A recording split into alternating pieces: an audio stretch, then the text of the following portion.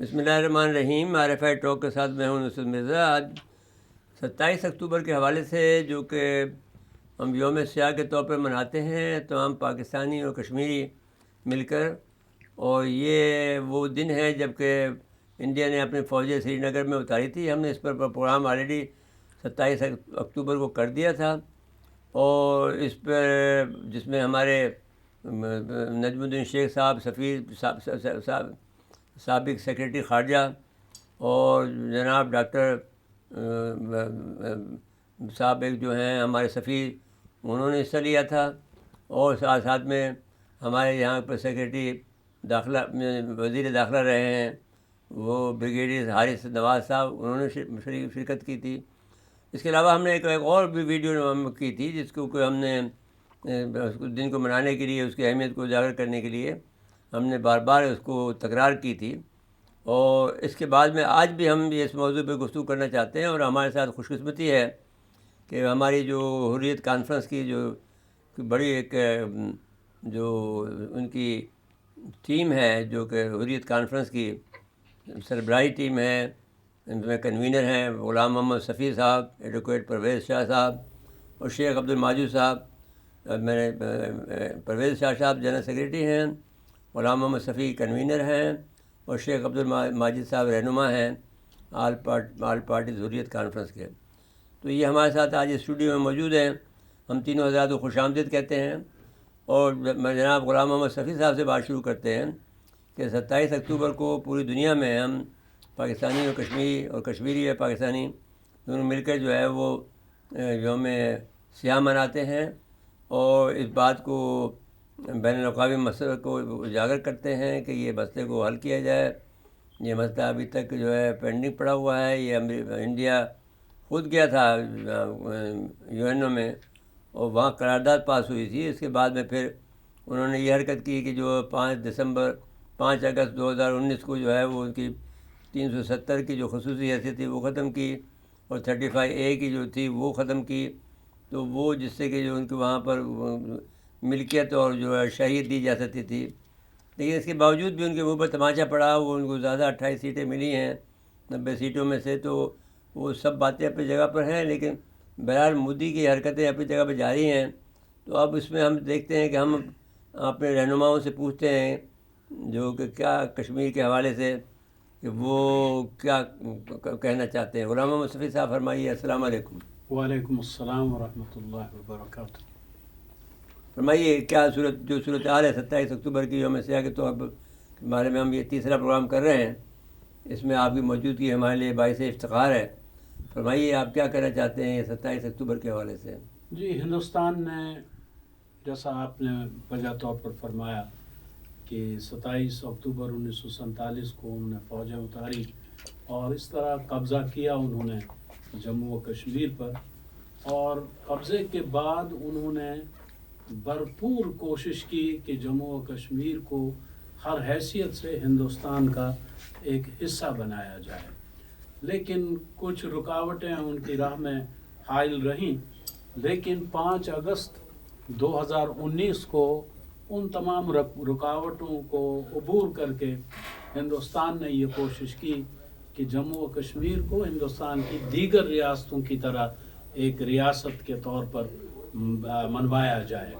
اپنے تئیں تو ہندوستان نے یہ کوشش کی، لیکن جموں و کشمیر کے عوام نے آنے والے الیکشن میں بی جے پی کا راستہ روکنے کے لیے جو طریقہ اختیار کیا، حالانکہ پوری حریت کانفرنس کی قیادت جیلوں میں تھی، اور جو کوئی بھی حق خود ارادیت کی آواز بلند کرتا تھا اس کو دھر لیا جاتا تھا، اس کی جائیداد ضبط کی جاتی تھی.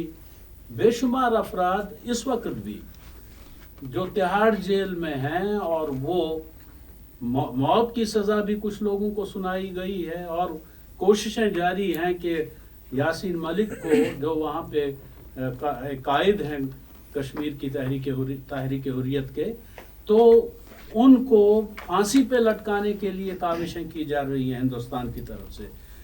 اسی طرح وہ کون سا قائد ہے، شبیر احمد شاہ صاحب ہوں، مسرت عالم صاحب ہوں، جماعت اسلامی کے قائد ہوں یا دیگر لوگ ہوں، تو ہندوستان کا جو مائنڈ سیٹ ہے وہ یہ ہے کہ ایک طرف سے لوگوں کو قتل کیا جائے، دوسری طرف سے ڈیموگرافک چینجز لائی جائیں، کیونکہ جب شمون پیریز ہندوستان آیا تھا تو ہندوستان کے وزیر اعظم نے اسے سوال کیا تھا کہ کشمیر ہمارے گلے کی پھانس بن گیا ہے، اس سے ہم کیسے نکلیں؟ تو اس نے کہا تھا اسی طریقے سے جس طریقے سے ہم نے فلسطین کا مسئلہ حل کیا، اور وہ یہ کہ آپ مین لینڈ سے لوگوں کو لا کے اس متنازع خطے میں بسا دیں اور اس کی آبادی اتنی تبدیل کر دیں کہ اگر کل کو خود آپ یہ کہیں کہ آئیے رائے شماری کیجئے تو نمبر گیم آپ کے حق میں ہو. تو وہ ایک پولیٹیکل فراڈ، کانسٹیٹیوشنل فراڈ، اور ہر حیثیت سے ان کی یہ کوشش ہے کہ جموں و کشمیر پر ان کا قبضہ برقرار رہے.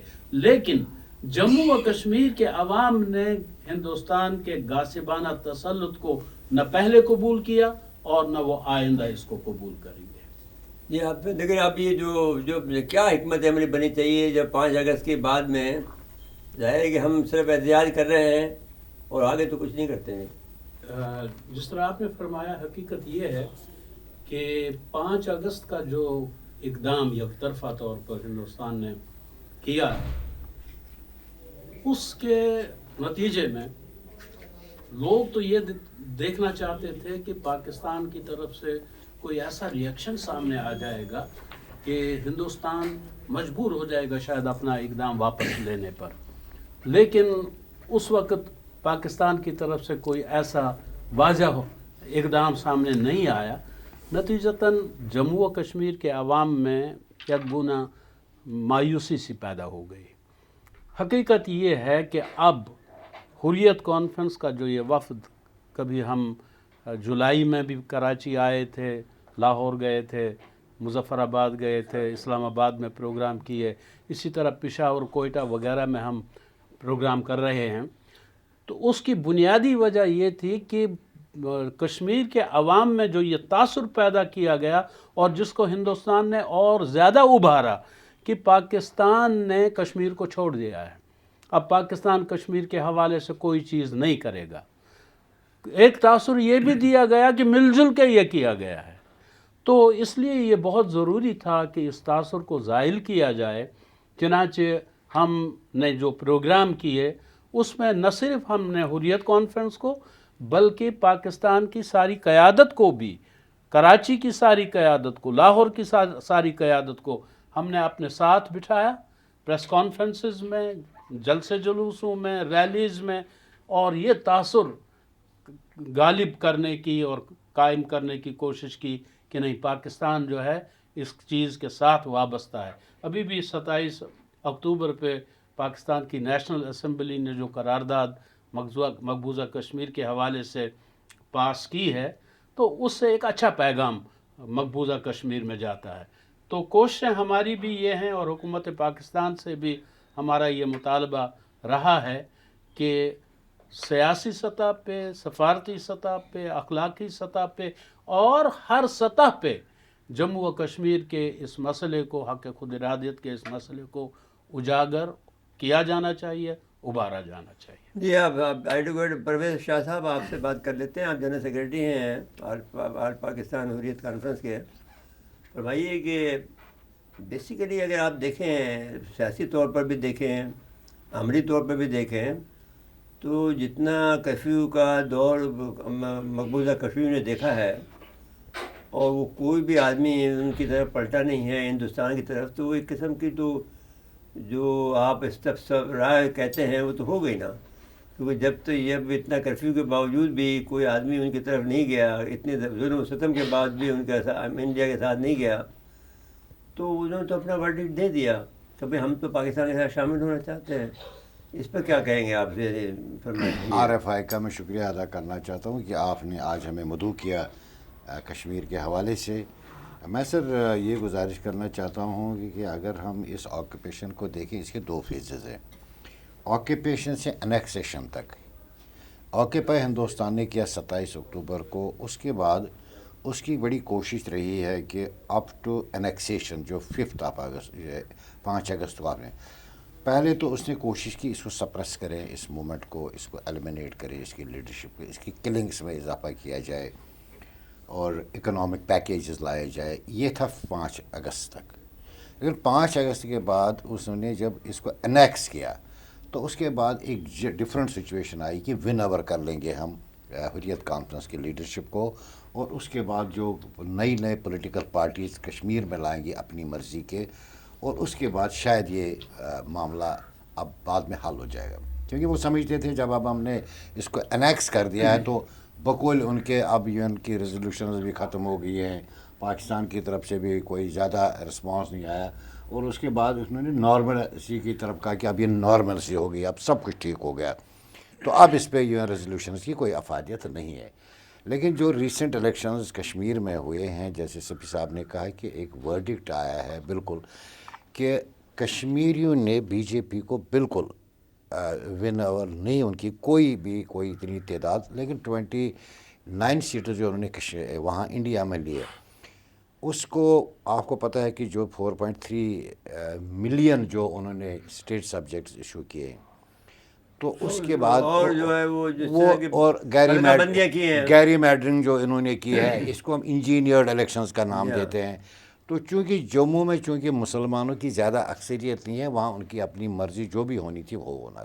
لیکن چونکہ کشمیر میں چونکہ کشمیریوں نے نیشنل کانفرنس کو ایز اے لیسر ایول لیا اور ان کو ووٹ دیا، لیکن چونکہ یہ پہلے ہی واضح ہے کہ جو الیکشنز ہو رہے ہیں یہ نعم البدل نہیں ہے کہ خود ارادیت کے، اس لیے حریت کانفرنس نے کال بھی اس دفعہ نہیں دی، اور ہم نے کوشش کی کہ اس کو ایسے چھوڑ دیا جائے. ہمارا بھی اپنا ایک ہے کہ ہم دیکھیں گے کہ کشمیری سوچ کس انداز سے رہے ہیں، وہ کہاں کی طرف جا رہے ہیں.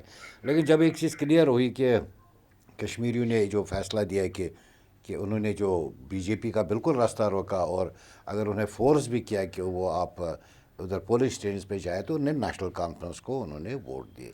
تو یہ حریت کانفرنس کے لیے باعث اطمینان تھا کہ نہیں، جو لوگوں کی سوچ ہے وہ انڈیا کے ساتھ ایٹ لیسٹ نہیں ہے. تو اس سے ہم نے نئی اسٹریٹجی بنانے کا جو ہمیں موقع ملا.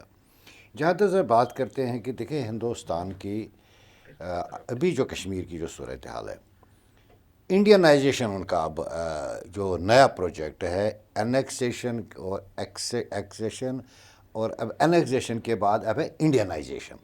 انڈینائزیشن کا ان کا طریقہ کار یہ ہے کہ لوگوں کو جبراً ہندوستانی بنایا جائے جو بن نہیں سکتے.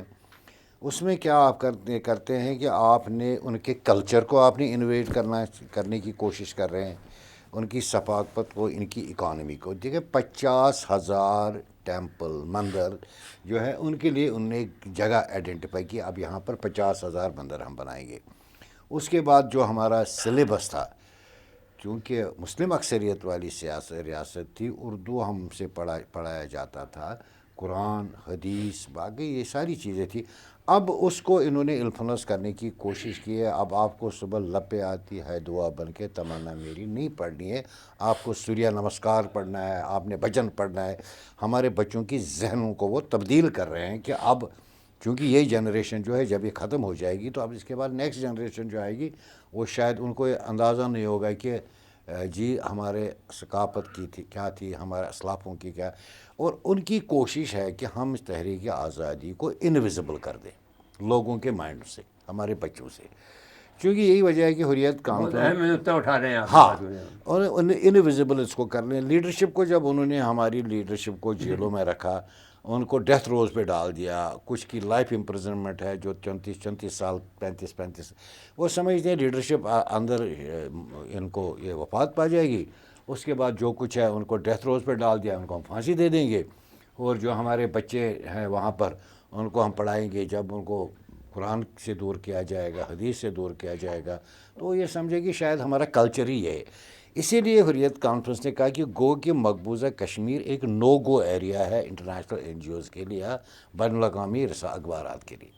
ہم نے پھر فیصلہ کیا ہے کہ حریت کانفرنس نے کہ اپنے لوگوں کو کسی نہ کسی طریقے سے اس تحریک سے آشنا رکھنے کے لیے ضروری ہے کہ ہم نے پاکستان جو کہ اخلاقی سیاسی سفارتی مدد کی بات تو کر ہی رہا ہے، لیکن ہم نے سوچا کہ ہم لوگوں سے کانٹیکٹ میں جائیں گے. ہم ہماری بڑی کانسٹیٹوئنسی دنیا میں اگر ہے وہ ہے پاکستان کے لوگ.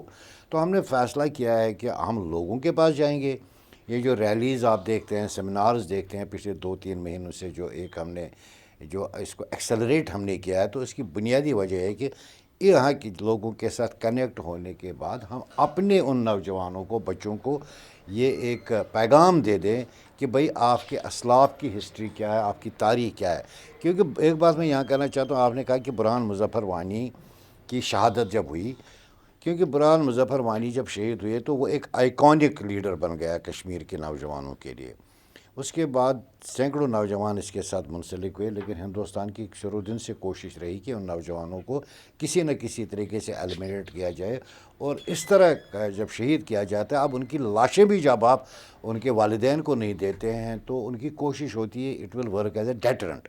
جب ہم لاشیں نہیں دے دیں گے، ان کی لاشوں کو بے حرمتی کریں گے، ان کو کہاں دفن کرتے یہ بھی پتہ نہ ہو، جنازے کہاں ہو، تو یہ ایک ڈیٹرنٹ کے طور پہ کام کرے گا نوجوان نسل کے لیے. لیکن جو کشمیریوں کا سینٹیمنٹ ہے، ہمارے مجاہدی یا خاص کر نوجوانوں کا، بے شک ان کے پاس پولیٹیکل سپیس بہت کم ہو گئی ہے، لیکن وہ تحریک آزادی کے ساتھ منسلک ہے. اور یہ بھی میں آپ کو گزارش کرنا چاہتا ہوں، آپ کسی بھی دنیا کے معاشرے میں جائے، جب آپ پولیٹیکل سپیس ختم کر دیتے ہیں تو ریڈیکلائزیشن ہو جاتی ہے.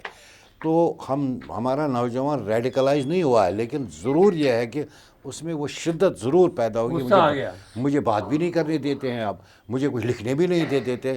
تو ہم یہ سمجھتے ہیں کہ جو تحریک آزادی جو ہے کشمیریوں کے گٹلی میں یہ دیا جاتا ہے جب وہ ہوتے ہیں ان کے لیے پاکستان، لیکن اور تحریک آزادی ان کے ذہنوں میں اسی وقت آ جاتی ہے کیونکہ اس میں ہمارا کم جناب یہ کہوں گا رول ہے، ہندوستان کا زیادہ اس میں کردار ہے. کیونکہ اس کی جو ہیومن رائٹس وائلیشنز ہے، جو ان کی ماؤں بہنوں بیٹیوں کے ساتھ کیا جاتا ہے، تو ڈیفینیٹلی جو بیٹا اس کا ہوتا ہے تو وہ یہ کیسے برداشت کرے گا.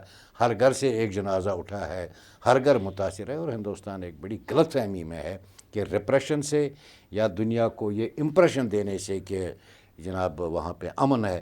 لاسٹلی میں گزارش کروں گا کہ کشمیر کا سینٹیمنٹ آپ کو اس طرح نظر آئے گا. پچھلے دنوں ایک کرکٹ میچ تھا جو ہندوستان نے بڑی ایک انڈین لیگ کا میچ تھا. انہوں نے بڑی کوشش کی اس کو سری نگر میں منعقد کیا جائے، اور وہاں پہ کچھ بھی اگر نہیں ہوا تو وہاں نعرے لگے اعظم اعظم بابر اعظم. حتیٰ کہ بابر اعظم کے بارے میں صرف یہ میسیج دینا تھا بھائی اس کرکٹ کے ذریعے، وہاں ان نعروں کے ذریعے، بھائی ہم جہاں ہمارا راستہ ہے، جہاں ہم نے جانا ہے یہ ہے ہمارا راستہ. تو ہم یہ سمجھتے ہیں کہ ہندوستان کا جو یہ اس وقت وتیرہ ہے، ہمیں نہیں سمجھتا ہے کہ اٹ ول ورک، کیونکہ یہ پچھلے 77 سال سے نہیں کام کر سکا تو آئندہ کیسے کام کرے گا. جی ٹھیک ہو گیا جی. اب جناب شیخ عبد الماجد صاحب آپ فرمائیں کہ جو ریپریشن ہے، جیسا کہ ہمارے بھائی نے کہا، ایڈوکیٹ پرویز شاہ صاحب نے، کہ ریپریشن کے باوجود بھی ہمارے بچے جو ہیں وہ ابھی وائلنس کے اس لیول پہ نہیں آئے جیسے دنیا کی دہشت گردی قرار دے کر اس کو معاملے کو ختم کرے. کیونکہ یہ بہت دانشمندی کا کام ہے کہ آپ تحریک کو جو ہے وہ اس حد تک رکھیں کہ وہ متحرک بھی ہو اور وہ جاندار بھی ہو اور ساتھ ساتھ میں دنیا کو متاثر بھی کر رہی ہو، لیکن یہ کہ وہ دہشت گردی کے زمرے میں نہ آئے. تو وہ ابھی تک کشمیریوں نے جس تعامل کا مظاہرہ کیا ہے اتنی قربانیوں کے بعد میں، وہ بھی قابل تعریف ہے. اس پر آپ روشنی ڈالیے. بہت بہت شکریہ، آپ نے ہمیں یہاں پر مدعو کیا ہے کشمیر کے حوالے سے صورتحال سامنے رکھنے کی. مجھ سے پہلے میرے دو قائدین نے جو جموں کشمیر کا نقشہ کھینچا ہے، یہ ساری صورتحال جو ہے ہندوستان ایک باضابطہ منصوبے کے تحت آگے بڑھا رہا ہے. اس کے لیے یعنی کہ مدعا اور مقصد صرف ان کا یہ ہے، چاہے وہ ڈیموگرافک چینجز ہے، چاہے وہ پولیٹیکل انجینئرنگ ہے، جو کچھ بھی وہ اقدامات اٹھا رہا ہے، کہ اس کا مدعا اور مقصد صرف یہ ہے کہ وہ کشمیریوں کو ہر لحاظ سے سپریس کرے، ان کو آئسولیٹ کرے، نیشنل لیول پہ بھی اور انٹرنیشنل لیول پہ بھی. کیونکہ ہندوستان کے سامنے ایک کوئی ایسا موقف نہیں ہے کہ وہ اب کشمیر کا کیس جب انٹرنیشنل لیول پہ جاتا ہے تو ہندوستان وہاں پر ہار جاتا ہے. چاہے وہ یونائٹڈ نیشنز ہیں، یو این ریزولوشنز وہاں پر ہے، اس کے پاس کوئی جواز نہیں ہے. جب جو بات ہوتی ہے انڈین لیڈرشپ کی، جو انہوں نے کشمیر سے وعدہ کیا ہے، ان کے پاس کچھ بھی نہیں ہے. اب وہ کشمیریوں کو ہر لحاظ سے، ह्यूमन राइट्स वायलेशंस वो करता है, उसको कोई जवाबदेह नहीं है, कहीं भी नहीं है। इवन दो कि NGOs या ह्यूमन राइट्स जो ऑर्गेनाइजेशन दुनिया में उन्होंने रिपोर्टें पेश की हैं यूनाइटेड नेशन में, लेकिन बावजूद इसके भी कि हिंदुस्तान के ऊपर कोई जो है ना वो ऐसी कोई कदगन नहीं लगी जिससे वो मजबूर हो जाता कि कश्मीरियों के मसले को की तरफ वो तवज्जो देता। ये सारी सूरत हाल जो है ना ये, और उसके अलावा दूसरी बात यह है कि जो सबसे बड़ा है जिसका परवेज़ साहब ने पहले ही जिक्र किया है कि हमारी आवाज़ छीन ली गई है। हमारे लोग वहाँ पर बात नहीं कर पाते हैं, हमारे लोग वहाँ पर कुछ लिख नहीं पाते हैं। अगर कोई लिखता है, शुजात अब्बासी ने पॉइंट्स रेज़ किए हैं तो गोलियों का निशाना बनाया गया। खुर्रम परवेज़ ने जब क्या इसको ह्यूमन राइट्स को रेज़ किया है तो जेलों के अंदर धकेल दिया गया। ये तो हो गया कश्मीरियों के साथ। अब अगर आप इंडिपेंडेंट जो राइटर्स हैं हिंदुस्तान के, बरखा दत्त है और उन्नति राय है, वो जब कश्मीर के हवाले से बात करते हैं उनको भी हिंदुस्तान नहीं बख्शता है। ये उन लोगों के साथ वो कश्मीरी नहीं है, दे आर इंडियन। इसी तरह एक हमारी कश्मीरी भी नहीं है, हिंदू है, वो हिंदू है। उसी तरह हमारी एक कश्मीरी लड़की है, क्या नाम है उनका, डॉक्टर नताशा कोल, हालांकि वो भी इंडियन सिटीज़न है, वो इस वक्त ब्रिटिश सिटीज़न बन चुकी है। जब उसने ह्यूमन राइट्स पे इंटरनेशनल लेवल पे उसने बात की है, उसको जब वो इंडिया चली गई उसको एयरपोर्ट पे ही उन्होंने डिपोर्ट कर दिया है। यानी कि कश्मीर के हवाले से जो भी कोई बात करता है, कश्मीरी करेगा या इंडियन करेगा, हिंदुस्तान की पॉलिसी है कि कश्मीरियों को हर लिहाज से बिल्कुल सप्रेस किया जाए, आइसोलेट किया जाए, ताकि दुनिया में इनको एक और बात जो करता है हिंदुस्तान वो ये है कि वो कश्मीरियों की एक जेन्युइन मूवमेंट है जो दुनिया में तस्लीम शुदा है। इसके लिए हम जद्दोजहद कर रहे हैं। हिंदुस्तान इसको एक दहशतगर्द तंजीमों के तौर पे या दहशतगर्द एक्टिविटी के तौर पे पेश करता है। हकीकत ये है कि हिंदुस्तान बज़ात खुद एक दहशतगर्द और रियासती दहशतगर्दी जम्मू कश्मीर में कर रहा है, और उसके लिए उसने जो इक़दाम किए अभी जो हिंदुस्तान जो के साथ जो कनाडा में हुआ है, वहाँ पर उन्होंने कुछ लोगों को मारा है। तौर पे तस्लीम कर लिया गया कि इंडिया एक दहशतगर्द मुल्क है और अमित शाह उसमें शामिल था। बिल्कुल, और बाज़ाब्ता वहाँ पर उनके 6 जो सफारतकार थे उनको कैनेडियन हुकूमत ने मुल्क बदल कर दिया है। तो ये असल में हिंदुस्तान का बुनियादी चेहरा ये है। जी गुलाम मोहम्मद शफी साहब, ये हमने आपके शेख अब्दुल माजिद साहब ने जो बात की है वो हम उसको दोबारा रिपीट करेंगे कि मकबूजा कश्मीर में जो इंडिया चाहता था वो दोनों बातें नहीं हो सकी हैं। एक तो ये है कि उनकी वो चाहता था कि तमाम हरकत उन्होंने इसकी जम्मू और कश्मीर के अंदर मैंने जैसा कि माजिद साहब ने कहा, परवेज़ शाह साहब ने कहा कि साहब वहाँ पर बहुत सारे मंदिर बनाए, बहुत सारे लोगों को आबाद भी किया, लेकिन इसके बावजूद भी उनको मैंडेट नहीं मिल सका। उनको 28 से 29 सीटें मिली हैं, तो वो अब जाहिर है कि 28-29 सीटें काफ़ी हैं, तो किसी वक्त भी वो यानी आइंदा एक साल बाद में वो कोशिश करें। उनका मतलब ये है कि एक शर्त जो है कि वो जो वहाँ की जो असम्बली है वो एक दफ़ा पास कर दे, तो फिर दुनिया के सामने वो तालियां मारेगा कि साहब हमने जो है कश्मीर की असम्बली से भी पास करा लिया, तो अब इसके अब हम शुरू हैं इसके। तो वो उसमें अभी तक नाकाम हुआ है। एक तो ये बात हुई, दूसरा ये कि वो चाहता था कि यहाँ दहशतगर्दी बढ़ जाए और लोग बाग मुसल्लह जद्दोजहद करें, तो फिर हम इसको दहशतगर्दी के नाम पर फिर लोगों को ज़्यादा मारें। अभी भी बहुत मार रहे हैं, बहुत तशद्दुद कर रहे हैं, लेकिन हमारे कश्मीरियों ने जिस दानाई के साथ में काम किया है उसको हम सराहते हैं। उस पर आप फरमाएं कि आपको और क्या तबसरा करना चाहते हैं। देखिए, आप कश्मीर पे बहुत शुरू से लिखते आए हैं और आपने इस तहरीक को जो मकबूजा कश्मीर में शुरू हुई 89 में, उस पे भी बहुत कुछ लिखा है अपने कॉलमों में। तो आप इस हकीकत से आप भी और पूरी दुनिया भी बाखबर है कि हिंदुस्तान इस तहरीक को दबाने के लिए किसी भी इंतहा तक जा सकता है। और ये भी हकीकत है कि जम्मू और कश्मीर में इंडिया जो कुछ कर रहा है वो इंडिविजुअल एक्ट्स नहीं हैं किसी फ़ौजी के, कि कोई फ़ौजी किसी के मन में आया कि आज चलें एक बंदे को मार डालते हैं। नहीं, वहाँ पे फ़ौज को armed forces special powers act रियासती दहशतगर्दी है ना जी, ایکٹ بنا ہوا ریاستی ہے ان کو دہشت گردی یہ، ہے۔ اس لیے وہاں پہ یہ انڈیویجول ایکٹ نہیں بلکہ ریاست کی دہشت گردی ٹھیک ہے ہو گیا۔ جو وہاں پہ ہو رہی ہے۔ یہ بھی آپ کو علم ہے کہ جب بل کلنٹن آئے تھے انڈیا کے دورے پہ سن 2000 میں، 38 سکھوں کو چٹی سنگھ پورہ کشمیر میں ہندوستان کی فوج نے قتل کر دیا تاکہ صبح سویرے ناشتے پہ کلنٹن صاحب یہ پڑھ سکیں کہ مسلمان مجاہدین نے نان مسلمز کو مقبوضہ کشمیر میں قتل کر دیا۔ گویا ہمیں وہ بیڈ بوائے کے طور پر دنیا کی نگاہوں کے سامنے لانا چاہتے ہیں، لیکن ہماری جو کوشش ہے وہ یہ ہے کہ ہم اپنی جد و جہد کو دنیا کے سامنے بھی ایک جائز جد و جہد کے طور پر، ایک پرامن جد و جہد کے طور پر، اقوام متحدہ نے جو حق دیا ہے کشمیریوں کو اس کے طور پر پیش کریں۔ ہم نے حکومت پاکستان سے بھی یہ مطالبہ کر رکھا ہے کہ آپ مقبوضہ جموں و کشمیر میں جو مجاہدین بھی جہاد کر رہے ہیں، آپ کو ان کی جد و جہد کو دنیا کے سامنے ایک لیجٹمیٹ جد و جہد کے طور پر پیش کرنا ہوگا، کیونکہ وہ مقبوضہ کشمیر کے اندر قابض قوت کے خلاف جنگ کر رہے ہیں۔ یہ یو این او چارٹر کا حصہ ہے، بالکل صحیح۔ وہ اجازت دیتا ہے۔ تو اگر اقوام متحدہ کا چارٹر مظلوموں کو یہ حق دیتا ہے کہ وہ قابض قوت کے خلاف کسی بھی ذریعے سے اس کے خلاف اٹھ کھڑے ہو سکتے ہیں، تو پھر یہ ہم پر لازم آتا ہے بجائے اس کے کہ ہم معذرت خانہ رویہ اختیار کریں دنیا کے سامنے، ہمیں کھل کے بات کرنی چاہیے۔ اگر حماس یہ کر سکتا ہے، اگر حزب اللہ یہ کر سکتا ہے، پھر کشمیریوں کو بھی یہ حق حاصل ہے کہ وہ قابض قوت کے خلاف یہ کریں، پہلی چیز۔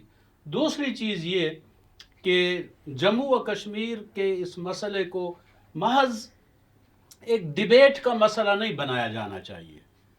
We should go for the solution of the Kashmir issue۔ اگر اقوام متحدہ کی قراردادیں موجود ہیں اور وہ ایک پرامن روڈ میپ دے رہی ہیں مسئلے کے حل کا، تو ہم یہ چاہیں گے کہ پاکستان کی حکومت، آزاد کشمیر کی قیادت، حریت کانفرنس کی قیادت، ہمارا ڈائسپورا، مسلم دنیا، OIC، یہ سب مل جل کے اس ایک نقطے پہ جمع ہو جائیں، بانت بانت کی بولیاں نہیں، بلکہ ایک حل جو اس کا ہے جو ہندوستان نے بھی تسلیم کیا ہے۔ ٹھیک ہے، وقت گزرنے کے ساتھ اس نے اس سے منہ پھیر لیا، لیکن درج ہیں وہ قراردادیں ہندوستان کا، اس پہ اتفاق۔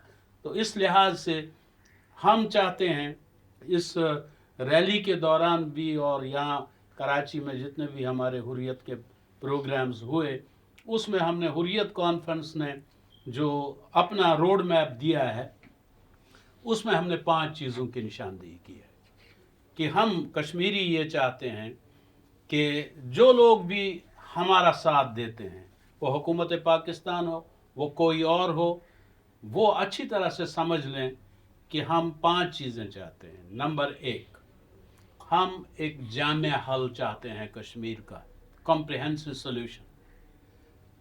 یہ جو قدم بقدم اپروچ ہے جس نے فلسطینیوں کو زیادہ مروایا، وہ یہ کہ چلیں آج آپ اتنے پہ راضی ہو جائیں، آگے چل کر آپ کو اور کچھ دیں گے، پھر آگے چل کر اور دیں گے، ہم یہ نہیں چاہتے۔ تو ایک جامع حل، قدم بقدم اپروچ نہیں، ون ٹائم سولوشن، اور وہ ہمیں معلوم ہے وہ کیا ہے۔ دوسری چیز یہ کہ بنیادی ایشو جو ہے حق خود ارادیت کا ایشو، اس پر ہمیں کنسنٹریٹ کرنا چاہیے، کشمیریوں کو بھی، پاکستان کو بھی۔ اور جو پیریفرل ایشوز ہیں، فروعی جتنے بھی مسائل ہیں ہوتے ہیں، حتیٰ کہ 370 بھی ایک فروعی مسئلہ ہی ہے، 35A بھی کر نہیں سکتے ہیں بائی لا، نہیں کر سکتے ہیں، انٹرنیشنل لا کے تحت نہیں کر سکتے۔ اس لیے ہم یہ کوشش کریں گے کہ ہم کنسنٹریٹ کریں گے بیسک ایشو پر۔ تیسری چیز یہ کہ ہم ہندوستان سے آزادی इस नुक्ते पे जमा हो जाएंगे, डेवलपमेंट हमारा प्रॉब्लम नहीं है। हिंदुस्तान जो हमें कहता है कि मैं ये करूँगा, सईद अली गिलानी ने कहा था कि अगर हिंदुस्तान जम्मू व कश्मीर की सड़कों पे तारकोल के बजाय सोना चांदी हीरे जवाहरात भी बिछाए, फिर भी हमारे लिए काबिल कबूल नहीं है। हमारा असल मसला जो है वो है हिंदुस्तान से आज़ादी। चौथी चीज़ जो है वो ये कि ये मसला महज इंडिया पाकिस्तान का मसला नहीं है, ये मसला महज ज़मीन का मसला नहीं है, ये हक़ खुद इरादियत का मसला है और इसके 3 फरीक हैं। आज अगर गौर से देखा जाए तो चाइना भी एक फरीक की हैसियत से मौजूद है, अक़वाम मुत्तहिदा भी एक, तो गोया 5 फरीक हो गए इसके। तो हम चाहते हैं कि कम अज़ कम 3 फरीक, इंडिया, पाकिस्तान और कश्मीरी क़यादत, सहफरीकी मुज़ाकरात में बैठें, टेबल पे बैठें और इस मसले को अक़वाम मुत्तहिदा की करारदादों के मुताबिक हक़ खुद इरादियत की बुनियाद पे हल करने की कोशिश करें, क्योंकि वो रोड मैप मिल चुका है।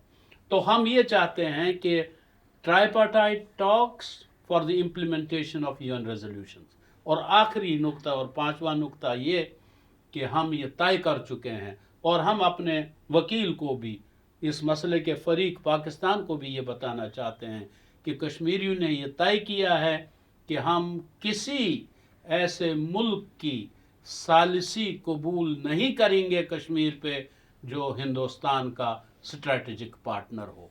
ठीक हो गया जी। अच्छा जी, आप मसला इन्होंने बड़ा छेड़ दिया है हमारे सफ़ी साहब ने, गुलाम मोहम्मद सफ़ी साहब ने। आप वकील भी हैं, आप एडवोकेट हैं, तो मसला ये आ गया है कि दुनिया के अंदर जो है लॉ को तो मान नहीं रहे हैं। इंटरनेशनल जो पावर्स हैं, जिसमें ख़ुसूसन स्ट्रेटेजिक पार्टनर अमेरिका जो है इंडिया का,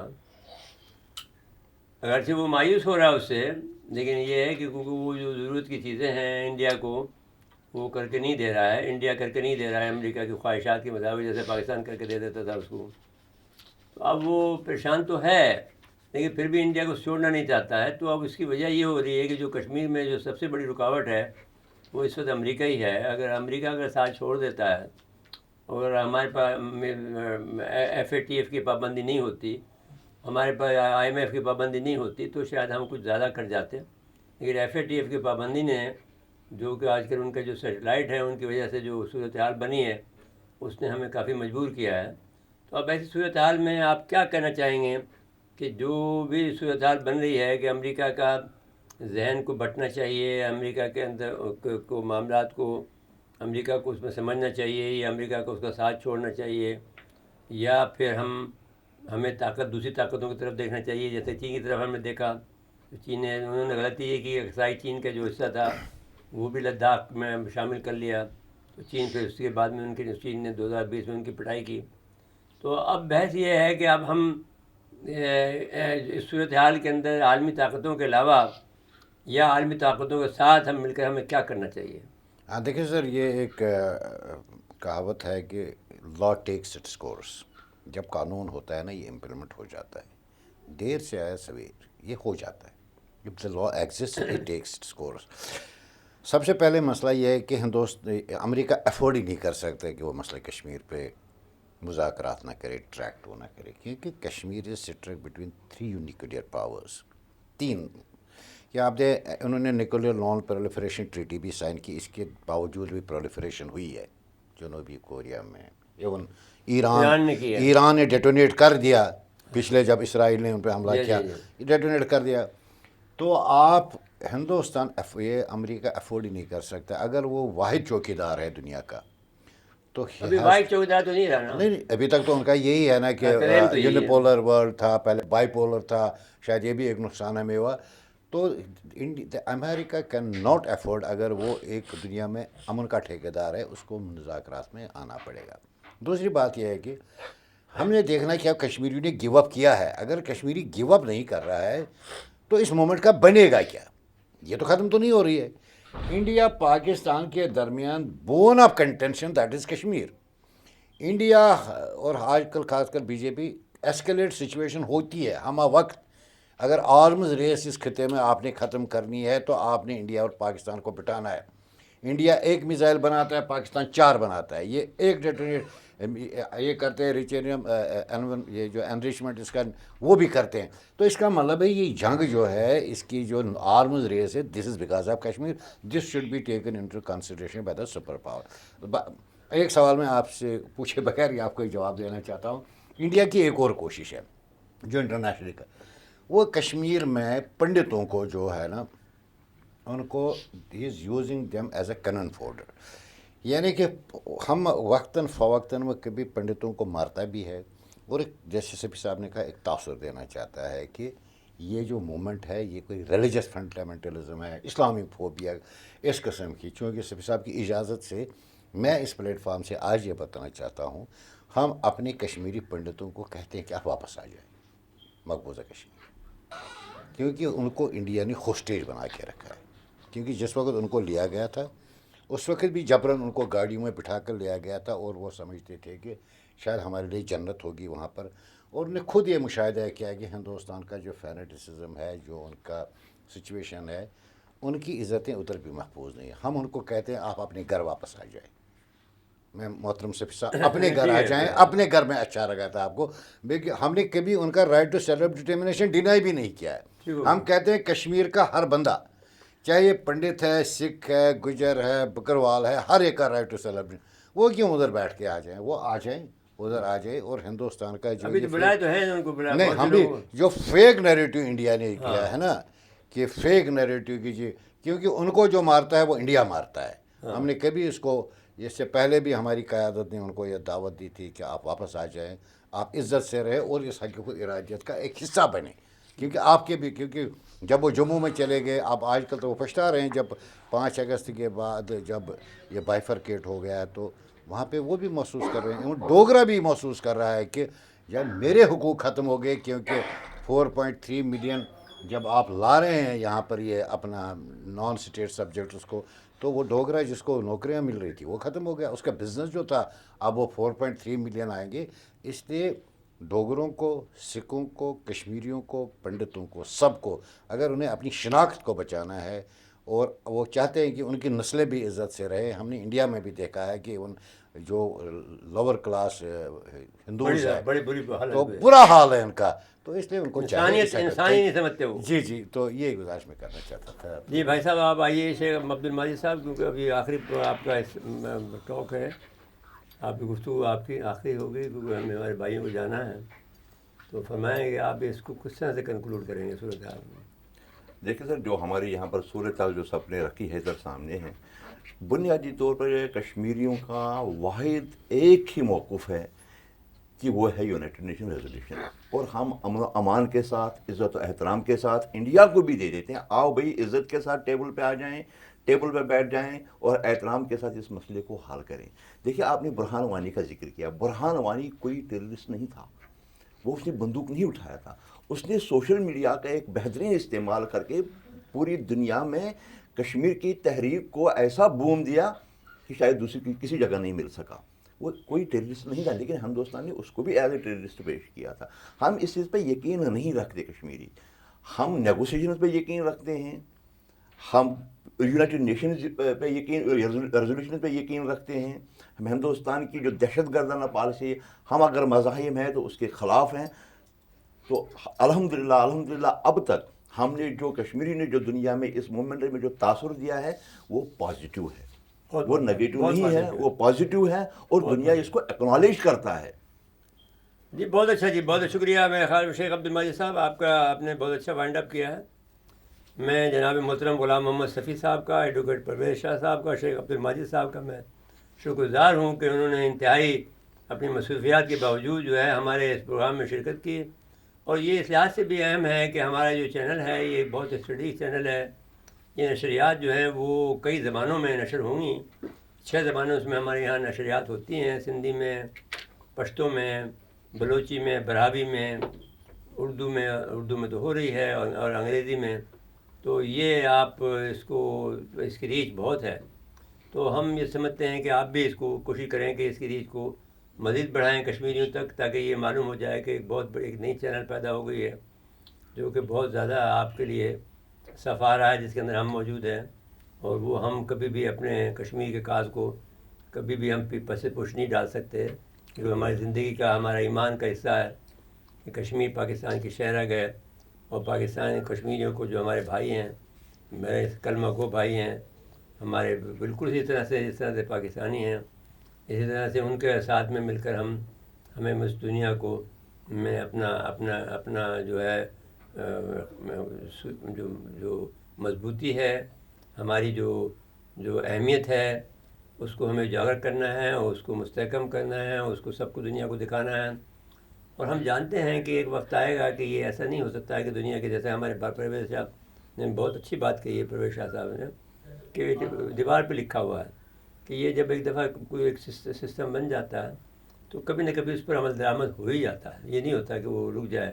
تو ہمیں یقین ہے کہ جس طرح سے ہم تحریک چلا رہے ہیں، ہمارے بھائی، ہمارے کشمیری جس طرح کی قربانیاں دے رہے ہیں، جس طرح کی جدوجہد کر رہے ہیں، جس طرح کی مصیبتیں جھیل رہے ہیں، جس طرح کی اذیتیں جھیل رہے ہیں، جس طرح کے ظلم و ستم اور بربریت کا شکار ہیں، وہ بھی اللہ کی نظر کے اندر ہے، حساب کتاب کے اندر ہیں، اور وہ اللہ تعالیٰ ہماری مدد کو آئے گا، اور ہمیں کوئی راستہ ایسا دکھا دے گا کہ ہم اپنے بھائیوں کو آزاد کرا سکیں۔ ناظرین کرام، اس کے بعد اجازت لیتے ہیں، تمام تینوں حضرات کا شکریہ ادا کرتے ہیں کہ انہوں نے بہت اپنا قیمتی وقت ہمیں عنایت فرمایا ہے، اور یہ ایک بڑا مسئلے کو جو عالمی سطح پہ ہم لے جانا چاہتے ہیں وہ لے جانے کی کوشش کر رہے ہیں، اس کی ہم ان کو مبارکباد بھی پیش کرتے ہیں، ان کو خراج تحسین بھی پیش کرتے ہیں، ان کے لیے ہم اپنے دل میں بڑی محبت کے جذبات کے ساتھ میں ان کے ساتھ میں اجازت لیتے ہیں۔ ناظرین، اس کے بعد میں آپ سے بھی اجازت لیتے ہیں۔ اللہ حافظ۔